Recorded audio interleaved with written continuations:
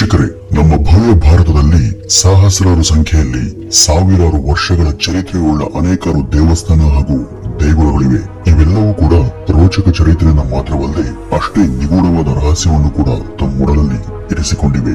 ಅಂತಹ ಹಲವಾರು ದೇಗುಲಗಳ ಪೈಕಿ ಅತ್ಯಂತ ಹೆಚ್ಚು ಹಣ ಹಾಗೂ ದೇಣಿಗೆ ಸಂಗ್ರಹವಾಗುವ ದೇವಸ್ಥಾನಗಳ ಪೈಕಿ ಒಂದಂತ ಕರೆಸಿಕೊಂಡಿರುವಂತಹ ಇದು ದೇಶದಲ್ಲಿ ಅತ್ಯಂತ ದೊಡ್ಡದಾದ ಶಿವಲಿಂಗವುಳ್ಳ ದೇಗುಲ ಎಂಬ ಖ್ಯಾತಿಯೊಂದಿಗೆ ಅನೇಕ ವಿಶೇಷಗಳು ರಹಸ್ಯಗಳನ್ನ ಒಳಗೊಂಡು ನಿಂತ ಆಲಯವೇ ತಮಿಳುನಾಡಿನ ಶ್ರೀ ಬೃಹದೇಶ್ವರ ದೇವಾಲಯ. ಇದರ ಭವ್ಯತೆಗಾಗಿ ಇದನ್ನ ಯುನೆಸ್ಕೋದ ವಿಶ್ವ ಪಾರಂಪರಿಕ ತಾಣಗಳ ಪೈಕಿ ಒಂದಂತ ಗುರುತಿಸಿ ಗೌರವಿಸಲಾಗಿದೆ. ಈ ದೇಗುಲದ ನೆರಳೆ ಭೂಮಿಗೆ ತಾಗುವುದು ಅಂತ ಹೇಳ್ತಾರೆ.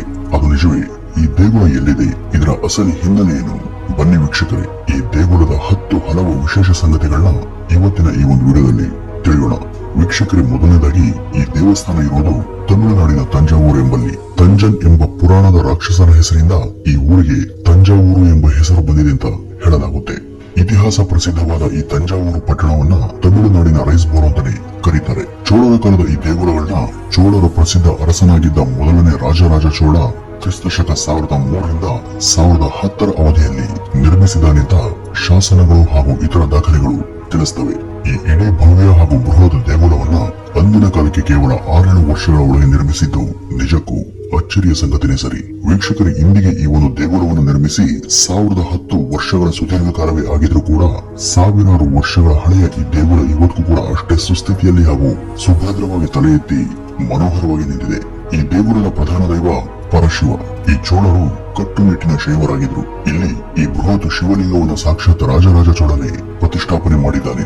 ಭಾರತ ದೇಶದಲ್ಲಿ ಅತ್ಯಂತ ಬೃಹತ್ ಗಾತ್ರದ ಗರ್ಭಗುಡಿಯೊಳಗಿನ ಶಿವಲಿಂಗ ಎಂಬ ಒಂದು ಖ್ಯಾತಿಯನ್ನ ಇದು ಹೊಂದಿದೆ. ಇದು 3.8 ಮೀಟರ್ನಷ್ಟು ಎತ್ತರಕ್ಕೆ ಹಾಗೂ 5 ಮೀಟರ್ನಷ್ಟು ಅಗಲಕ್ಕಿದೆ. ಹಾಗೂ ಈ ಒಂದು ಲಿಂಗಕ್ಕೆ ನೇರ ಅಭಿಮುಖವಾಗಿ ನಿಂತಿರುವಂತಹ ನಂದಿಯ ವಿಗ್ರಹ ಕೂಡ ಅಷ್ಟೇ ದೊಡ್ಡದಾಗಿದ್ದು, ಈ ನಂದಿಯ ವಿಗ್ರಹ 2.7 ಮೀಟರ್ನಷ್ಟು ಎತ್ತರಕ್ಕೂ ಹಾಗೂ 2.5 ಮೀಟರ್ನಷ್ಟು ಅಗಲ ಇದೆ.